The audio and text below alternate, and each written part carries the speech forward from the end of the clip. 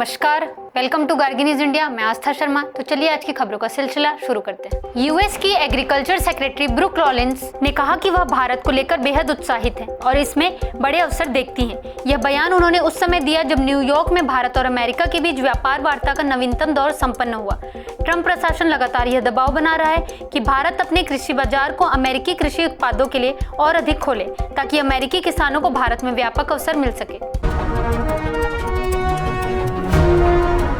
US president Donald Trump ने दावा किया है कि वह संयुक्त राष्ट्र में अपने दौरे के दौरान ट्रिपल सबोटाज यानी 3 खतरनाक घटनाओं के शिकार हुए। ट्रंप ने अपने सोशल मीडिया प्लेटफॉर्म पर लिखा कि यूएन में उनके साथ 3 बेहद संदिग्ध घटनाएं हुई। इस मामले की जांच अब अमेरिकी सीक्रेट सर्विस द्वारा की जाएगी। चीन, जो दुनिया का सबसे बड़ा कार्बन पॉल्यूटिंग नेशन है, ने अपना नया क्लाइमेट गोल अनाउंस किया है जिसमें वो अपने एमिशंस कट करने का टारगेट रखेगा। अभी चाइना दुनिया के टोटल कार्बन डाइऑक्साइड एमिशंस का 31% से ज्यादा हिस्सा खुद करता है और पिछले कई सालों से उसके एमिशंस लगातार बढ़ रहे हैं। ये नया स्टेप क्लाइमेट चेंज से लड़ने की तरफ एक बड़ी इनिशिएटिव माना जा रहा है। नॉर्थ वेस्ट वेनेजुएला में एक 6.2 मैग्नीट्यूड का भूकंप आया है। यूएस जियोलॉजिकल सर्वे के मुताबिक इस भूकंप की इंटेंसिटी इतनी ज्यादा थी कि लोगों में दहशत का माहौल देखने को मिला। इजराइल के प्राइम मिनिस्टर ऑफिस ने बताया कि सीरिया के साथ वार्ताएं चल रही है। इन बातों का नतीजा तभी निकल सकेगा जब इजराइल के हितों को एंश्योर किया जाए। इन हितों में शामिल है साउथ वेस्टर्न सीरिया का डीमिलिटराइजेशन और सीरिया में मौजूद ड्रूज कम्युनिटी की सुरक्षा और उनकी भलाई।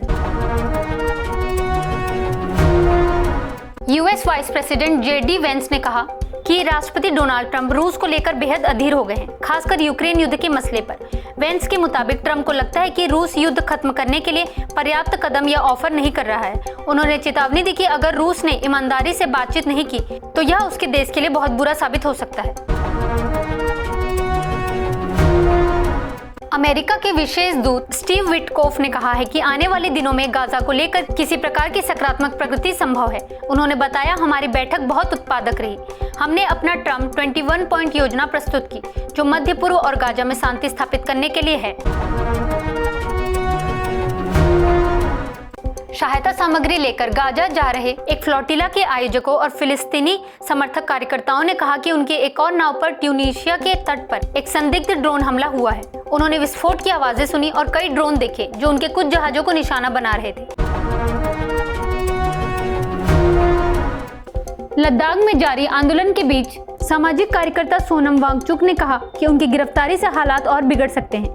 हिंसक प्रदर्शनों के बाद पुलिस ने कार्रवाई करते हुए दर्जनों लोगों को हिरासत में लिया। ये सभी लोग लेह में राज्य का दर्जा और जनजातीय सुरक्षा की मांग को लेकर हुए विरोध प्रदर्शन में शामिल थे। तेलंगाना के उप मुख्यमंत्री भट्टी विक्रमार्का मल्लू और केरल के वित्त मंत्री के.एन. बालगोपाल ने जीएसटी 2.0 पर अपनी राय रखी। दोनों नेता उन 8 राज्य वित्त मंत्रियों में शामिल हैं जिन्होंने जीएसटी परिषद को पत्र लिखकर दर कटौती से होने वाले राजस्व नुकसान की भरपाई की मांग की थी। राज्यों का कहना है कि जीएसटी दरों में कमी से आम जनता को तो राहत मिलेगी, लेकिन राज्यों की आय पर नकारात्मक असर पड़ सकता है। भाजपा अध्यक्ष जेपी नड्डा ने बिहार और तमिलनाडु विधानसभा चुनावों के लिए प्रभारियों की नियुक्ति की। बिहार चुनाव के लिए धर्मेंद्र प्रधान, सीआर पाटिल और UP deputy CM Keshav Maurya को प्रभारी बनाया गया। तमिलनाडु चुनाव के लिए बैजयंत पांडा और केंद्रीय मंत्री मुरलीधर मोदिल को जिम्मेदारी सौंपी गई। सुप्रीम कोर्ट ने इलाहाबाद हाई कोर्ट की रोक हटाते हुए यूपी के एक स्कूल के मैदान में पिछले 100 साल से चल रही रामलीला आयोजित करने की अनुमति दे दी है। हालांकि कोर्ट ने राज्य सरकार और जिला प्रशासन से कहा है कि भविष्य में रामलीला के लिए वैकल्पिक स्थान चिन्हित किया जाए ताकि स्कूल का मैदान सिर्फ छात्रों के उपयोग में रहे। भारत सरकार ने HAL के साथ 97 तेजस लड़ाकू विमानों की खरीद के लिए बड़ा समझौता किया है। इन विमानों की डिलीवरी साल 2027-28 से शुरू होगी। इससे भारतीय वायुसेना की ताकत बढ़ेगी, साथ ही आत्मनिर्भर भारत और रक्षा तैयारियों को मजबूती मिलेगी। प्रधानमंत्री नरेंद्र मोदी ने कहा कि भारत वैश्विक चुनौतियों और व्यवधानों के बावजूद विकास और प्रगति की राह पर आगे बढ़ रहा है, जिसमें आत्मनिर्भरता सरकार की दृष्टि का मुख्य आधार है। यूपी इंटरनेशनल ट्रेड शो में बोलते हुए पीएम मोदी ने व्यापारियों और निर्माताओं से अपील की कि वे बेहतर मॉडल अपनाएं, गुणवत्ता सुनिश्चित करें और आत्मनिर्भर भारत के लक्ष्य को पूरा करने में योगदान दें। कांग्रेस की नेता सोनिया गांधी ने केंद्र सरकार की फिलिस्तीन मुद्दे पर चुप्पी को लेकर सवाल उठाए हैं। उन्होंने कहा है कि भारत ने हमेशा अन्याय और शोषण के खिलाफ आवाज उठाई है, लेकिन आज जब फिलिस्तीन न्याय, पहचान और मानवाधिकार की लड़ाई लड़ रहा है, तब भारत का रुख बेहद मौन और कमजोर दिखाई दे रहा है। इंडिया ने medium range Agni prime missile का सक्सेसफुल टेस्ट लॉन्च किया। ये test rail based mobile launcher system से कंडक्ट हुआ। ये पहली बार है जब मिसाइल लॉन्च एक स्पेसिफिकली डिजाइन प्लेटफॉर्म से किया गया है, जो कि नेशनल रेलवे नेटवर्क के साथ इंटीग्रेट है।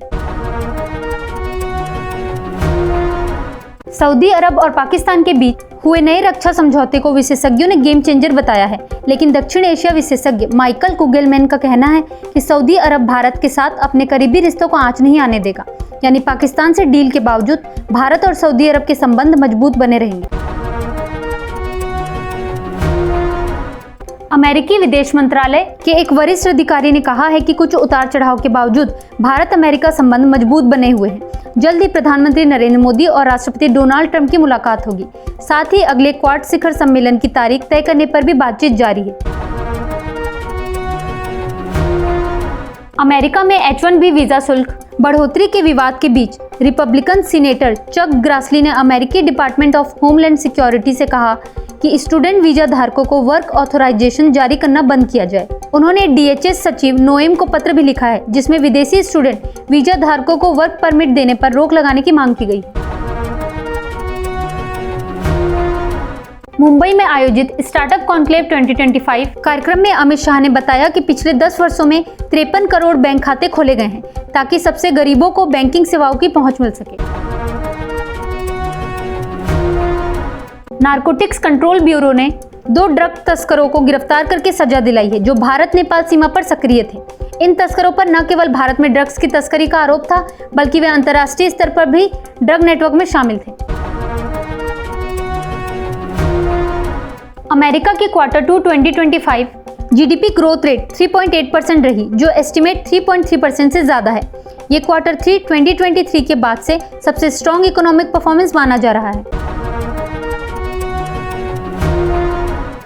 जम्मू कश्मीर के राज्यपाल मनोज सिन्हा ने अखिल भारतीय रियल एस्टेट नियामक प्राधिकरण मंच की गवर्निंग काउंसिल मीट में शिरकत की। यह बैठक श्रीनगर में आयोजित की गई। बैठक का मुख्य उद्देश्य रियल एस्टेट नियमों का समन्वय, नीति सुधार और क्षेत्रीय मुद्दों पर चर्चा करना था। भारत के कप्तान सूर्य कुमार यादव अभी विवादों में फंस गए हैं। ऐसा इसलिए हुआ क्योंकि एशिया कप 2025 में पाकिस्तान के खिलाफ ग्रुप स्टेज मैच जीतने के बाद उनके कुछ पोस्ट मैच कमेंट्स पर इंटरनेशनल क्रिकेट काउंसिल ने ध्यान दिया। पाकिस्तान क्रिकेट बोर्ड ने इस पर शिकायत दर्ज कराई थी और ICC अब इसे रिव्यू कर रहा है। इसके बाद जरूरत पड़ने पर फॉर्मल हियरिंग भी शुरू की जा सकती है। BCCI ने वेस्ट इंडीज के खिलाफ होने वाली टेस्ट सीरीज के लिए भारतीय टीम की घोषणा कर दी है। रविंद्र जडेजा को उपकप्तान बनाया गया है। इंग्लैंड के खिलाफ खराब प्रदर्शन करने वाले करुण नायर को टीम से बाहर कर दिया गया। युवा बल्लेबाज देवदत्त पड्डिकल को पहली बार टेस्ट स्क्वाड में शामिल किया गया है। बेंगलुरु में श्रीलंकाई कलाकार राजा सेगर की एकल कला प्रदर्शनी मेलोडी ऑफ ह्यूज शुरू हो रही है। राजा सेगर अपनी रंगों और रूपों की अनूठी कला को पेश करेंगे। तो ये थी आज की बड़ी खबरें। देखते रहिए गार्गी न्यूज इंडिया। मैं आस्था शर्मा। धन्यवाद।